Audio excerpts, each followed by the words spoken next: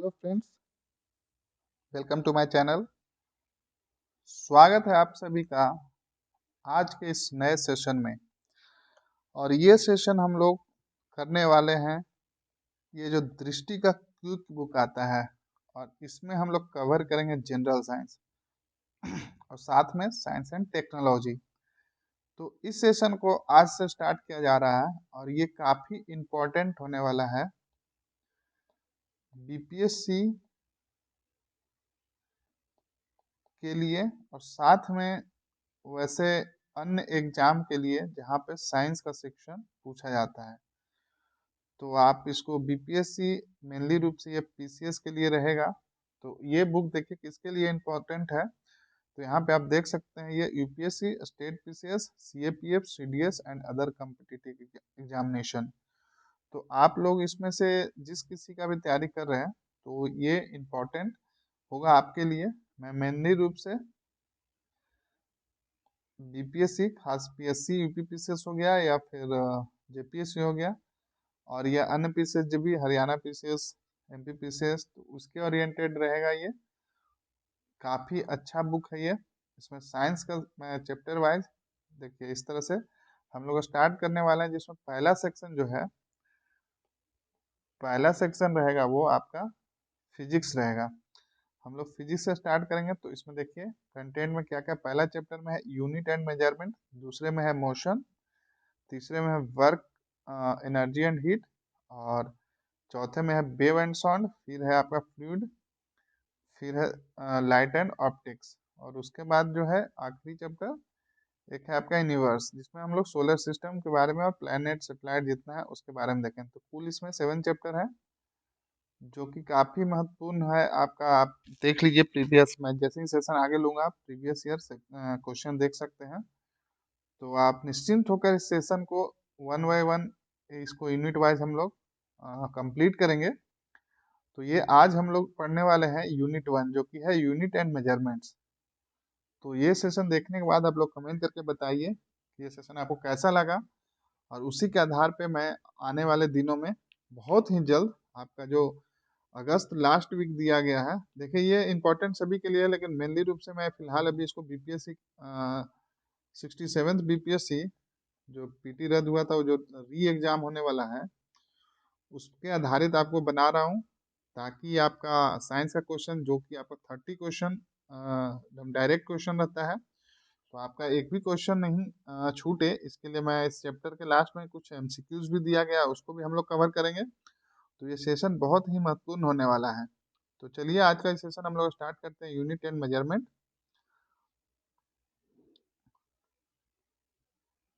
तो इसमें जो देखिए है,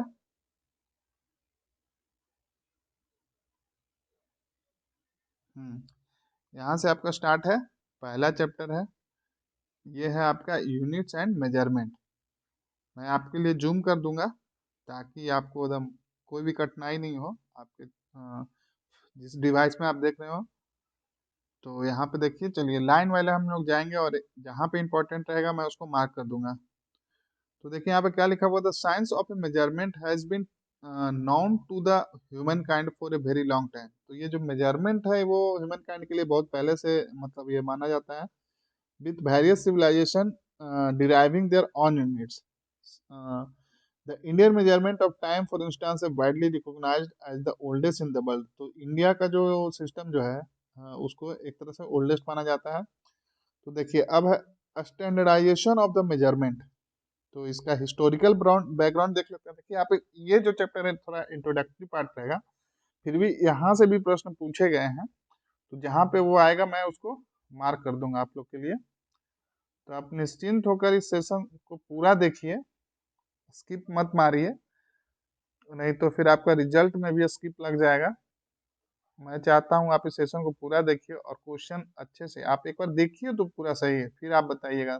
30 क्वेश्चन है, 30 क्वेश्चन मतलब कि आपका 150 क्वेश्चन मतलब 20% डायरेक्ट क्वेश्चन आपका, और इतना भी टफ क्वेश्चन नहीं रहता है साइंस का, अगर आप बेसिक आपका अच्छा है। और चलिए नहीं भी अच्छा तो इस सेशन देखने के बाद आपका अच्छा हो जाएगा और मैक्सिमम क्वेश्चन आपका कवर हो जाएगा, क्योंकि मैंने इस बुक को खुद पढ़ा और उसके बाद मैंने मिलाया प्रीवियस ईयर क्वेश्चन, सारे क्वेश्चन लगभग इससे कवर हो जा रहे हैं। और कुछ क्वेश्चन हम लोग डिस्कशन कर लेंगे, अगर इससे कवर होगा तो उसका अलग से आपको सेशन दिया जाएगा। तो चलिए देख लेते हैं हिस्टोरिकल बैकग्राउंड क्या है। In 1875 with the creation of the international bureau, देखिए 1875 में क्या बनता है, international bureau of weight and measurement, जिसका शॉर्ट होता है BIMP। और measurement begin to be standardise internationally, और उसी समय से क्या होता है, मेजरमेंट एक स्टैंडर्ड बन जाता है इंटरनेशनली, अंतर्राष्ट्रीय स्तर पे। A treaty called the metre convention, एक ट्रीटी होता है साइन जिसका नाम है metre convention, leading to the international standard. इसमें है the BIMP reports to the general conference on the weights and measures to which India became the signatory. अब देखिए इंडिया कब से उसका सिग्नेटरी मेंबर बना, तो ये 1957 से। ये बस समझने के लिए है, यहाँ से प्रश्न तो नहीं पूछे गए हैं, लेकिन फिर भी आप एक बार देख लीजिए, आपको एक मोटा मोटी आइडिया हो जाएगा। इन 1960 the 11th CGMP formally defined and establish the international system of unit, जिसको हम लोग देखिए एसआई यूनिट बोलते हैं। तो कब स्टैब्लिश हुआ, 1960 में। Since then the SI has been periodically updated to take account of the advances in the science and then need of measurement in new domain। अब देखिए जो चैप्टर आपका मेनली रूप से शुरू हो रहा है, एशिया यूनिट क्या होता है, तो देख लेते हैं क्या होता है। The SI unit of fundamental or base quantities are called fundamental or base unit. The unit of all other physical quantity can be expressed as combination of the base units, such as units are called derived unit। A complete set of both the base unit and derived units is known as the system of units। देखिए क्या यहाँ पे बोल रहा है, जो complete set होता है बोथ किसका किसका, बेस यूनिट का और डिराइव्ड यूनिट का, उसको हम लोग क्या बोलते हैं, द सिस्टम ऑफ यूनिट। फिर नेक्स्ट है आपका the system of unit which is present internationally accepted for measurement. The system of internationally इस तरह से रिप्रेजेंट, ये फ्रेंच में है, French for international system of unit abbreviated as SI. Next आपका the SI system consist of 7 base unit. ध्यान रखिएगा ये इंपॉर्टेंट है आपका, कितना है एसआई सिस्टम में 7 बेस यूनिट है। फिर है आपका the unit and the physical quantities are the second for time, the metre for length. हाँ तो देखिए कौन कौन सा है, टाइम के लिए सेकंड है, लेंथ के लिए मीटर है, मास के लिए किलोग्राम है, इलेक्ट्रिक करंट के लिए एम्पियर है, टेम्परेचर के लिए केल्विन है, एंड मोल किसके लिए है, अमाउंट ऑफ सब्सटेंस के लिए, और आखिरी कैंडेला किसके लिए है, फॉर ल्यूमिनस इंटेंसिटी। तो यहाँ से आपका पूछा जाता है, ये क्वेश्चन पूछा गया है, ल्यूमिनस इंटेंसिटी का ऐसा यूनिट क्या है, तो कैंडेला है। इसको आप ध्यान में रखेंगे। अब आगे देख लेते हैं यहाँ पे, तो यहाँ पे है आपका of the 7 base unit 4 they are not based on the constant of physics. जो 7 है उसमें 4 जो है वो किस पे आधारित नहीं है, कांस्टेंट ऑफ फिजिक्स पे। तो कौन कौन सा था, द एम्पियर जो कि करंट के लिए था, केल्विन जो कि टेम्परेचर के लिए था, एंड द मोल जो था amount of substance, and kilogram mass के लिए। अब देखिए इसमें क्या अपडेशन होता है, 2018 यानी 2018 the general conference on weight and measure, जो CGPM है, redefine the SI, SI unit को रीडिफाइन किया जाता है by changing the definition of this 4 units. The new definition replaced by the artefact based unit with the universal constant. इसको फिर universal constant based unit बनाया गया। It enables world wide coherence of measurement. तो इसमें देखिए क्या है, in India CISR जो कि नेशनल फिजिकल लेबोरेटरी है, CISR NPL takes care of setting metrology standard. तो इंडिया में ये स्टैंडर्ड को एक तरह से फॉलो करवाने के लिए कौन है, तो ये CSI NPL है। अब यहाँ पे देखिए मेट्रोलॉजी क्या है, metrology the science of measurement. It is not just the system by which we measure the world, it is also the system by which scientists conduct their observation। it needs to be the precise and it need to be constant। अब जो देखिए mainly रूप से आपका जो chapter शुरू होने वाला है, एशियाई बेस यूनिट, तो यहाँ से ये आपका इंपॉर्टेंट हो जाता है। वो इंट्रोडक्टरी पार्ट था, वहां से भी जो भी इंपॉर्टेंट था मैंने उसको मार्क कर दिया। अब बिल्कुल ही ध्यान से आप देखिएगा, बहुत ही बेसिक सवाल पूछा जाता है बीपीएससी में। तो एक एक करके हम लोग देखते हैं। तो देखिए पहला है किलोग्राम, जिसको कि डिनोट करते हैं केजी से। ये क्या है, यूनिट किसका है, मास का है, ध्यान रखिएगा। अब इसका किस तरह से डिफाइन करते हैं, देखिए, it is defined by taking the fixed numerical value of the Planck constant which is defined as equal to the, कितना होता है, तो ये होता है 6.62607015 इंटू 10⁻⁻34 जूल सेकंड, ये होता है आपका किलोग्राम। फिर है द प्लैंक कांस्टेंट, क्या होता है, the ratio of energy and frequency of photon. The Planck constant क्या होता है, तो देखिए, the ratio of energy to frequency of photon is usually measured in joule second, और ये किसमें मेजर होता है, तो जूल सेकंड में होता है। But this can also be expressed as kilogram square metre per second. ये हो गया आपका क्या, kilogram square per metre per second. Since the second and the meter were already defined, the kilogram would then be determined by the measurement of Planck constant. उम्मीद करता हूँ आपको समझ में आ रहा होगा। The kilogram had been defined since कब से डिफाइन किया गया, 1889, यानी कि 1889 by a shiny piece of a platinum iridium kept in a special glass, shiny piece of platinum iridium kept in a special glass case housed at the headquarter of the International Bureau of Weight and Measurement, जो कि कहाँ है, ये ध्यान रखिएगा, Paris में है। Next है आपका, however the prototype did not always weight the same, it picked up a microparticle of the dirt and was affected by the atmosphere. Sometimes it needed cleaning, which affected its mass. With the new definition, while the extra accuracy will be a boon to scientists, for the average consumer buying flour or bananas, there will be absolutely no change whatsoever. अब आगे देख लीजिए, इसमें जो important है, हम लोग क्या देख चुके थे, किलोग्राम देख लिए, अब हम लोग देखेंगे मीटर। तो चलिए, उम्मीद करता हूँ आपको दिख पा रहा होगा। तो मीटर को किससे डिनोट करते हैं, एम से। ये किसका यूनिट है, तो लेंथ का है, ध्यान रखिएगा। It is defined as the distance travel by the light in vacuum. कैसे डिफाइन करता है, तो distance travel by light in vacuum, और इसको डिनोट करते हैं लाइट इन वैक्यूम को सी से। तो देखिए, the metre was originally defined in 1793 as 1/10 millionth of the distance from the equator to the north. The current definition was adopted in जो अभी करंट डिफिनेशन वो आपका 1983 में चल रहा है। तो देखिए, ये इम्पोर्टेंट है, आप देख लीजिए, system of SI, system of unit, SI unit. देखिए किसका क्या होता है सिंबल, ये चार्ट को आप ध्यान से देखिएगा, ये इम्पोर्टेंट है। बेस यूनिट किलोग्राम है, उसका सिंबल होता है केजी, और डिफाइनिंग कांस्टेंट क्या है इसका, प्लैंक कांस्टेंट। वैल्यू आप यहाँ देख लीजिए, मीटर है, उसका सिंबल एम होता है। Speed of light in vacuum, ये डिफाइनिंग कांस्टेंट है, वैल्यू चाहे तो देख सकते हैं यहाँ से। फिर आपका सेकंड, इसका सिंबल एस होता है, और ये डिफाइन कांस्टेंट क्या है इसका, defining constant hyper fine transition frequency of caesium atom. उसके बाद है एम्पियर, इसका कैपिटल ए, ध्यान रखिएगा, सारे का स्मॉल है लेकिन एम्पियर का कैपिटल ए है। एलिमेंट्री चार्ज है इसका, डिफाइनिंग कांस्टेंट। केल्विन का के है, और इसका बोल्ट्जमैन कांस्टेंट है। फिर है मोल, मोल का शॉर्ट में ई हटा दीजिए, बस मोल ये, और इसका जो डिफाइनिंग कांस्टेंट है वो आपका एवोगाड्रो कांस्टेंट है।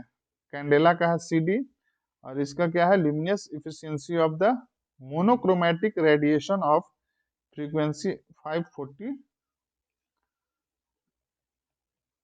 टेट्राहर्ट्ज। अब इसके बाद है आपका नेक्स्ट जो है आपका यूनिट, वो है सेकंड, एस से डिफाइन करते हैं। तो यहाँ पे हम लोग ऑलरेडी देख चुके हैं सारा, अब इसका एक डिटेल फॉर्म में देख लेते हैं। द एसआई यूनिट ऑफ, जो अभी हम लोग दो देख चुके हैं, एक मीटर देख चुके हैं और एक किलोग्राम देख चुके हैं। सेकंड में किसका है, द यूनिट ऑफ, ये टाइम का है। तो इसको आइए देख लेते हैं। It is defined in terms of the radiation frequency at which atoms of the element caesium change from one state to another. क्या होता है, कैसे डिफाइन करते हैं इसको, तो ध्यान रखें, इन टर्म्स ऑफ किस में करते हैं, radiation frequency at which atom of the element caesium change from one state to another, एक स्टेट से दूसरे स्टेट में चेंज करता है क्या करता है कौन सा, तो सीजियम। नेक्स्ट है आपका in 1967 the 13th general conference on weights and measurement provisionally define the second as the, ये वैल्यू है आपका cycle of radiation associated with the transition between the two hyperfine levels of the ground state of the caesium 133 atom. देखिए ये आपका पहला chapter है, तो हो सके आपको इंटरेस्ट थोड़ा नहीं लग रहा होगा, क्योंकि इसमें सीधे सीधे एक तरह से फैक्ट है। आगे आपको इंटरेस्ट लगेगा जहाँ से आपको डायरेक्ट क्वेश्चन भी दिखेगा, बट ये मैं इसको दिया गया है तो आप बिल्कुल स्किप मत कीजिए। आपका सिंपल क्वेश्चन पूछ देगा कि किसका यूनिट होता है, जैसे एम्पियर किसका होता है, कैपिटल ए से डिनोट करते हैं, इसका यूनिट क्या होता है, तो ये इलेक्ट्रिक करेंट का यूनिट है। तो ये आप इसको देखिए, नेक्स्ट आने वाले चैप्टर में आपका और इंटरेस्ट बढ़ेगा। पेशेंस रख के इसको देखिए, क्वेश्चन आपको इसी से पूछा गया है। It is defined by taking the fixed numerical value of the elementary charge. ये सब वैल्यू आपको याद नहीं रखना है, बस आपको मेनली रूप से याद है एम्पियर का सिंबल कैपिटल है और यूनिट इलेक्ट्रिक करंट का यूनिट है।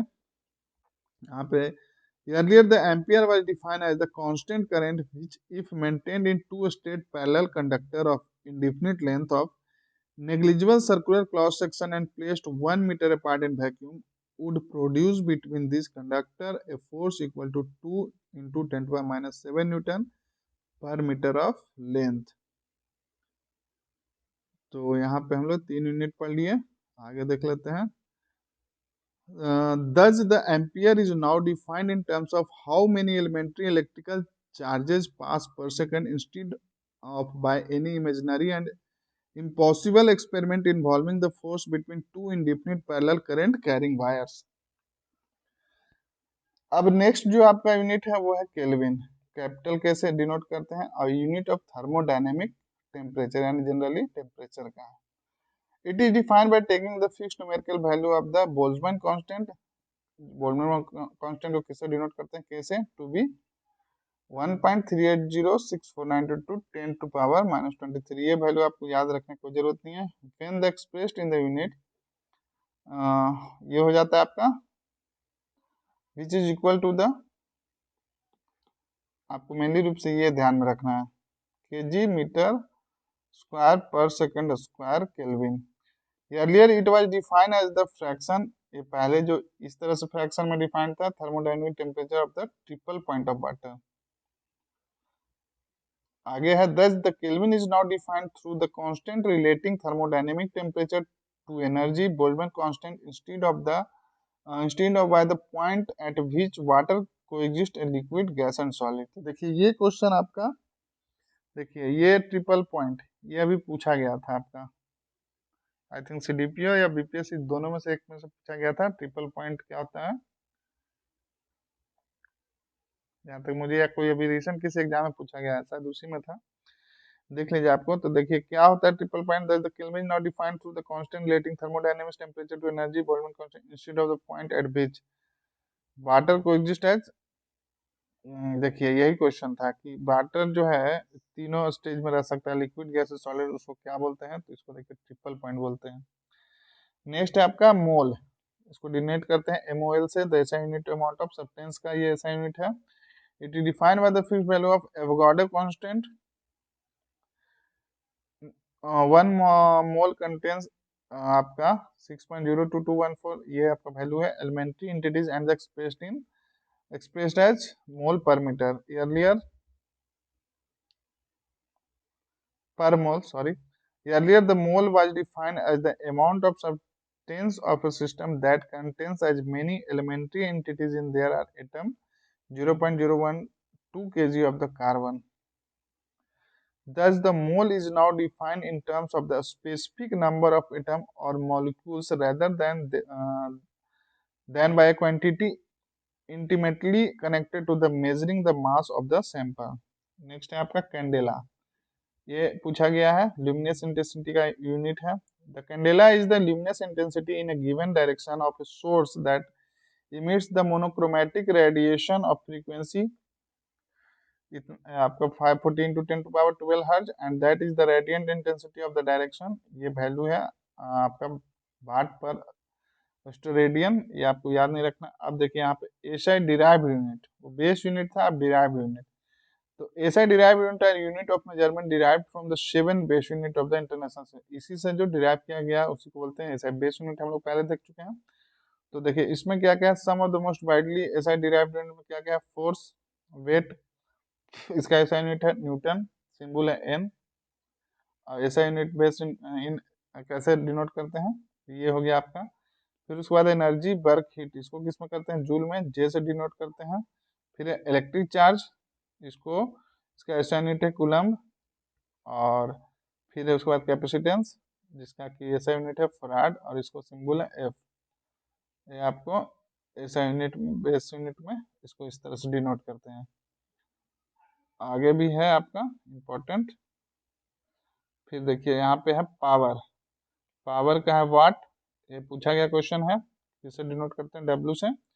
इसमें जो डिराइव्ड है मैक्सिमम उसमें सारे को लगभग एक को छोड़ के एक सिंबल है, बाकी को हम लोग कैपिटल लेटर से डिनोट किए हैं। इलेक्ट्रिक पोटेंशियल का तो मेनली रूप से आप ये वाला देखिए, ये देखिए और इसका ये देखिए।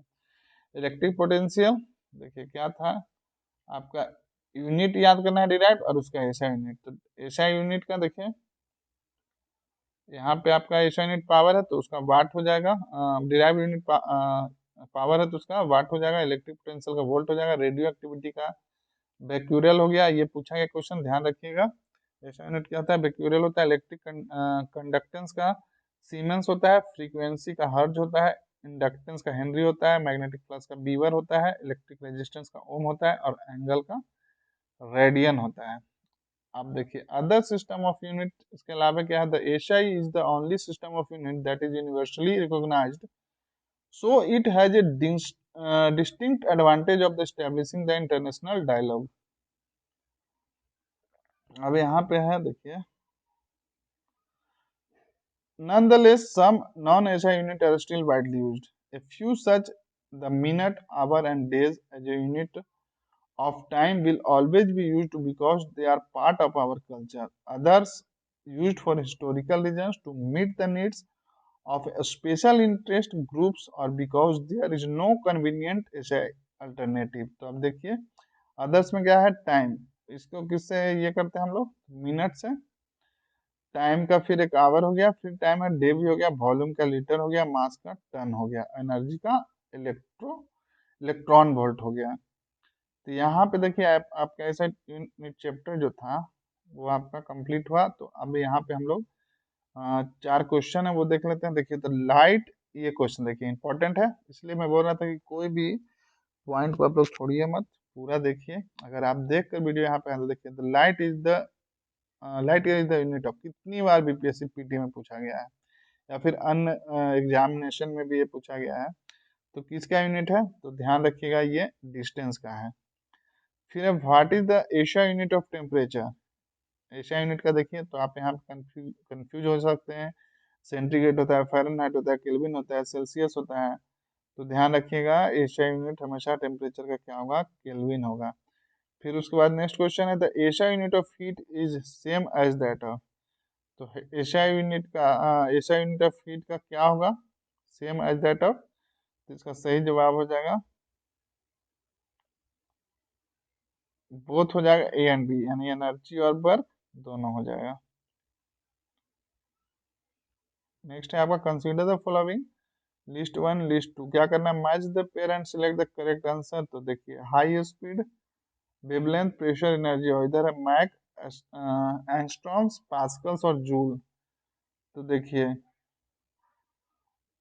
हाई स्पीड का क्या हो जाएगा यूनिट, मैक हो जाएगा। फिर आपका वेवलेंथ का हो जाएगा एंगस्ट्रॉम, यानी कि आंसर देखिए यहाँ दिख रहा है डी है 4 का।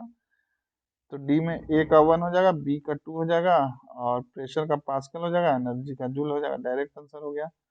तो ये देखिए ये क्वेश्चन पूछा गया है, ये भी क्वेश्चन पूछा गया है, और ये भी क्वेश्चन पूछा गया है। तो आप बिल्कुल सभी को ध्यान में रखकर अच्छे से इसको देखिए, समझिए। और आने वाला जो सेशन है, नेक्स्ट चैप्टर हम लोग जो पढ़ने वाले हैं उसमें हम लोग पढ़ेंगे मोशन एंड फोर्स। उसमें हम लोग पढ़ेंगे क्या, मोशन एंड फोर्स, जो काफी इंपॉर्टेंट होगा। उसमें हम लोग distance, displacement, speed, velocity, acceleration, ये जितने भी टर्म है, और लॉज ऑफ मोशन जो है, न्यूटन लॉज ऑफ मोशन, हम लोग उसको डील करेंगे। फिर ग्रेविटेशन फोर्स क्या होता है, ग्रेविटी क्या होता है, एक्सेलरेशन ड्यू टू ग्रेविटी क्या होता है, ये सब देखेंगे। तो वहां से भी प्रश्न पूछे गए हैं, और वो ऐसे भी साइंस का इंपॉर्टेंट टॉपिक है। तो चलिए इस सेशन को आज हम लोग यहीं एंड करते हैं। आपका ये यूनिट एंड मेजरमेंट का इंट्रोडक्टरी चैप्टर था। उम्मीद करता हूँ ये सेशन आपको पसंद आया होगा, और ये आपको आगामी होने वाले बीपीएससी या अन्य एग्जाम जिसमें साइंस पूछा जाता है बिल्कुल आपका हेल्प करेगा।